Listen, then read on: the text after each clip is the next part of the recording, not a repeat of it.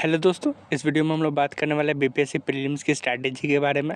मैंने BPSC prelims पहले भी 2 बार क्लियर किया है, तो एक परफेक्ट स्ट्रैटेजी के साथ यदि आप प्रिपेयर करोगे तो डेफिनेटली आपको अच्छे रिजल्ट्स देखने को मिलेंगे। इस एक बेसिक चीज़ है जो इस बार चेंज हुई है वो है 1/3 नेगेटिव। अब ये बहुत बड़ा प्रॉब्लम है। यदि आप पहले ये बीपीएससी से जुड़े हुए हैं तो आपको पता होगा पहले नेगेटिव था ही नहीं, फिर 1/4 नेगेटिव आया और अब तो इस बार 17th बीपीएससी प्रीलिम्स से 1/3 हो चुका है। तो आपका एक्यूरेसी बहुत इंपॉर्टेंट है, या आप अब गलतियां करने अफोर्ड ही नहीं कर सकते। 1/3 नेगेटिव बहुत हाई नेगेटिव होता है। यदि आप 5-6 भी गलती करते हो तो आपको पता है कि 2 का डैमेज हो जाएगा। तो आप इतना डैमेज नहीं अफोर्ड कर सकते। और क्योंकि प्रिपरेशन में एक चीज़ आपको समझनी होगी, एग्ज़ाम के अनुसार अपना स्ट्रैटेजी चेंज करना सबसे ज़्यादा इम्पॉर्टेंट होता है। और यदि हम ये लोग यहाँ पे गलती करेंगे तो डेफिनेटली हमें एक बहुत स्ट्रॉन्ग डैमेज देखने को मिलेगा। तो आपका एक्यूरेसी पे डेफिनेटली अच्छा काम करना है। दूसरा चीज़ है, एक अच्छा ग्रुप बनाइए दोस्तों। यदि आपके 3-4 अच्छे दोस्त हैं जो साथ में प्रिपरेशन कर रहे हैं तो डेफिनेटली उनके साथ बात करिए, उनके साथ रिवाइज़ कीजिए। एक स्ट्रॉन्ग ग्रुप आपको हमेशा हेल्प करता है अच्छा रिवाइज़ करने में। तो आप लोग, जैसे मैं जो काम करता हूँ मैं अपना बताता हूँ, हम लोग जैसे डिसाइड कर लेते हैं कि 3 दिन बाद हम लोग पॉलिटी के बारे में डिसीजन लेंगे और पॉलिटी को डिस्कस करेंगे। तो यहाँ पर बैठेंगे साथ में और साथ में पॉलिटी का क्वेश्चन पूछेंगे। अब मैं एक क्वेश्चन पूछूंगा, फिर सामने वाला कोई और क्वेश्चन पूछेगा, फिर तीसरा दोस्त कोई और क्वेश्चन पूछेगा। ऐसे एक क्वेश्चन को बैक टू बैक पूछते जाएंगे। इससे क्या होता है कि एक तो आपका रिवीजन हो जाता है, दूसरा यदि आपको लगता है कि हाँ ये एरिया मैंने कमज़ोरी हो गया या मैं फंडामेंटल राइट से कुछ क्वेश्चन नहीं सॉल्व कर पा रहा हूँ, तो साथ मिलके बात करके ये चीज़ को सॉल्व किया जा सकता है दोस्तों। जो एरिया में आपको प्रॉब्लम है उसको फिर से रिवाइज कर लो। अब यदि आपको एग्ज़ाम क्लियर करना है तो 3 चीज़ है जो आपको ये एग्ज़ाम ईज़िली क्लियर करा सकता है, और ये 3 एरिया पे आपको अच्छा से फोकस करना है। बिहार जीके, हिस्ट्री और करंट अफेयर्स, ये 3 एरिया है जिस पे आपको बहुत ज़्यादा फोकस करना है, और ऑलमोस्ट 1/3 पेपर यहीं से आने वाला है, हो सकता है उससे भी ज़्यादा। तो आपको पता है यहाँ से यदि 50, 60, 70 क्वेश्चंस भी आ सकते हैं, और ये एरिया आपको डेफिनेटली बहुत इंपॉर्टेंट है।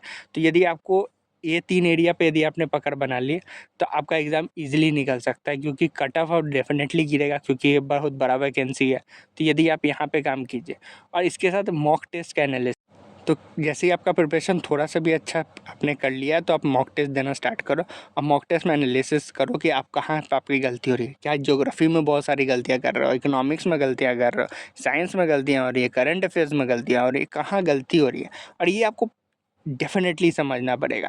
यदि आप अपने कोई भी कमज़ोर एरिया है तो उस पे आप डेफ़िनेटली 2 दिन 3 दिन अच्छा से पढ़ के आप उस पे काम कर लीजिए और उस प्रॉब्लम को सॉल्व कर लीजिए। एक बार आप ये एरिया पे काम करने लगोगे ना, तो आप देखोगे कि आपका इम्प्रूवमेंट बहुत तेज़ होता है, बहुत तेज़। आप 10 से 15 टेस्ट के अंदर में देखोगे कि आपका जो मार्क्स है वो एकदम रैपिड शूट करता है।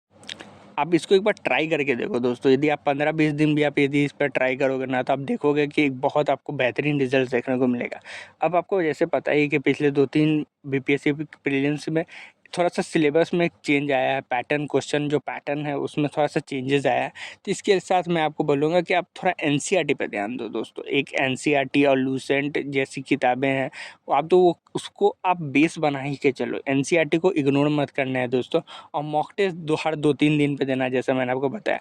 एनसीईआरटी और लूसेंट को आप इग्नोर नहीं करना है, क्योंकि अब ये मैं नहीं कहूँगा लूसेंट से एग्ज़ाम निकल जाएगा, बिल्कुल नहीं। पर आपको एनसीईआरटी के साथ जब आप लूसेंट पढ़ते हो ना, तो आप बहुत अच्छा एक फाउंडेशनल बेस बना लोगे, और उसके साथ आपको मॉक तो देना ही है।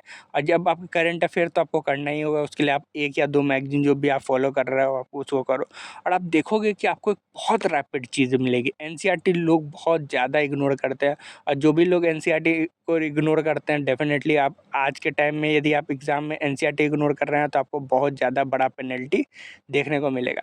इसके अलावा जो सक्सेस ग्राफ है वो इसी तरह होते हैं। आपको सारे सब्जेक्ट है, उस हर सब्जेक्ट पे थोड़ा-थोड़ा ध्यान देना होता है, और उसमें से आप अपना फ़ेवरेट 3-4 सब्जेक्ट चुन लीजिए। और जैसे ही आप अपना 3-4 सब्जेक्ट चुन लेंगे कि ये 4 सब्जेक्ट है जिसको जो मेरा कोर होगा, स्ट्रॉन्ग एरिया होगा, और आप देखोगे कि आपको डेफिनेटली अच्छा रिज़ल्ट देखने को मिलेगा।